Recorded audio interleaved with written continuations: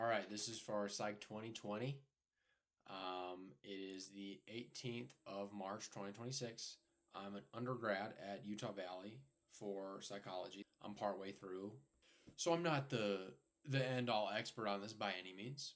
But today I'm going to be talking about three big myths that I identify regarding PhD programs and kind of specifically psychology PhD programs, but it's generally applicable to most of them.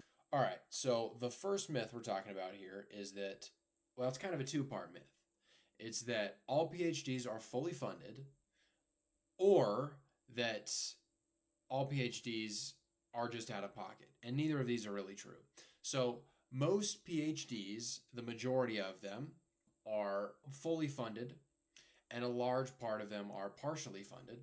But not all of them are fully funded by any means. And the stipend you get, which is the money to cover the additional, basically basic costs of living, because you have to eat and live somewhere and not be homeless in order to complete your PhD program, well, probably. The stipend doesn't always make up the deficit you incur by going to graduate school instead of getting a job or working a job for 4 to 5 years. Some programs are 7 years.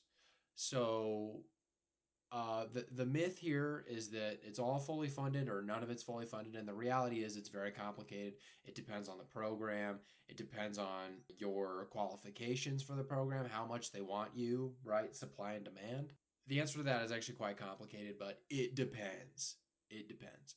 Okay, second myth here is that a master's degree is just a stop or a stepping stone on the way to a PhD for most successful graduates.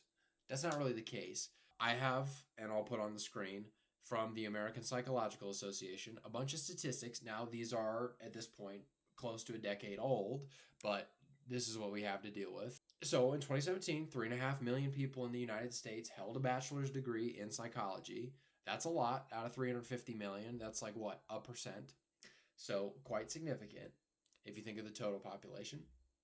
So about 14% of that chunk of 3.5 million, so 500,000, held graduate degrees as well. So 13% of that was only a master's, and 4% was a doctorate or a doctorate and a master's, meaning the overlap is 3%. So you only end up with 3% of the total number of people with psych degrees in undergrad that graduated. Only 3% of them end up using the master's as a stepping stone to doctorate, with a little over 3 times as many people graduating with a master's degree versus graduating with a PhD. So many more people do a master's degree. And on top of that, many other people get different degrees. There's actually a lot of people that get other higher education degrees, health, social services, what have you. The remaining 2 million did not earn graduate degrees. That sucks for them. They're not really much better off, but... And it's not, master's is just the stepping stone. Master's can be the end of it. And if we're talking about clinical, but a super broad field, but for masters, you can do, and in a lot of states, practice without as much oversight in some states.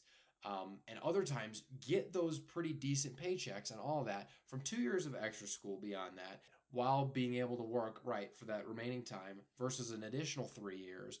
The myth here is that a master's is just a stepping stone to PhD, and the reality is most people don't ever get a PhD, and a master's is a good degree that'll earn you some money, and you will be able to live. So that's cool. The third myth, and the final myth I'm going to talk about, is that you need a perfect GPA and super high GRE scores to get in.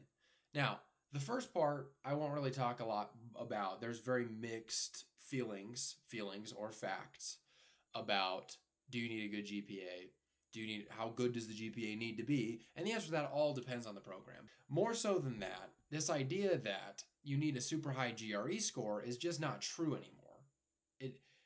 On the large scale, it's just not true. So the reality is GRE scores are being looked at far less because they're not terribly reliable predictors of success that people once thought, which is ironic because, they should be direct. That's what the test is designed for.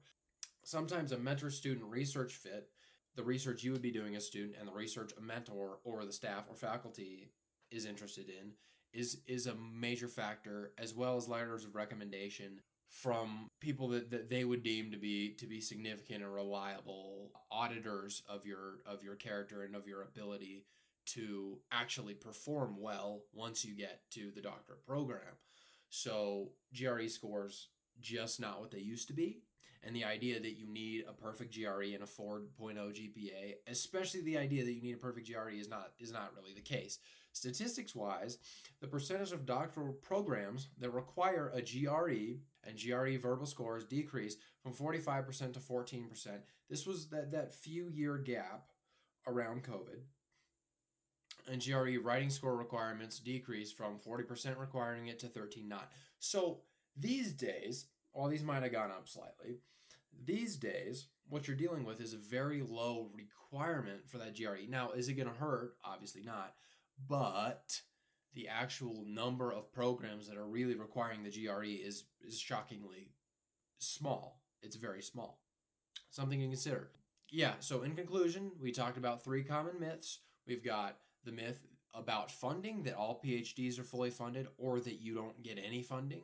We've talked about the myth that a master's degree is merely a stepping stone on the way to a PhD and that it's not a good spot to terminate in terms of academia. And we've also talked about the myth that you need perfect GPA and a super high GRE to get into a doctorate program. That's all I have for today. Thank you.